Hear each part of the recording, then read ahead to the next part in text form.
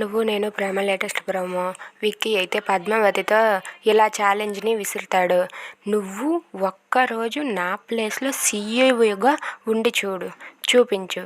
నువ్వు సీఈఓగా ఉంటే నేను నా పేరు మార్చుకుంటానని విక్కీ అయితే పద్మావతితో ఛాలెంజ్ చేస్తాడు. ఆ మాటలకి పద్మావతి అయితే తన డ్రెస్ చేంజ్ చేసుకొని ఒక ఆఫీసర్ లాగా రెడీ అయ్యి దిగుతుంది. అది చూసి ఇంట్లో వాళ్ళంతా ఒక్కసారిగా షాక్ అవుతారు. ఇక అరవింద్ అయితే పద్మావతి నువ్వు ఈ డ్రెస్సులో సూపర్గా ఉన్నావు, ఇక వెళ్ళండి ఆఫీస్కి అని చెప్పి అంటూ ఉంటుంది. ఇక ఇద్దరు కూడా కారులో వెళ్తూ ఉంటారు.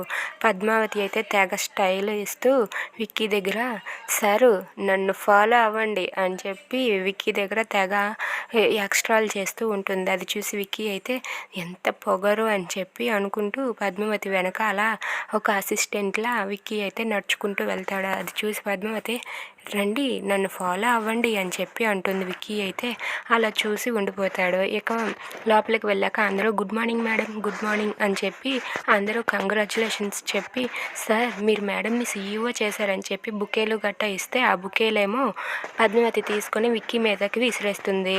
ఇక విక్కీ అయితే ఒక పిఏ లాగా పనిచేస్తూ ఉంటాడు.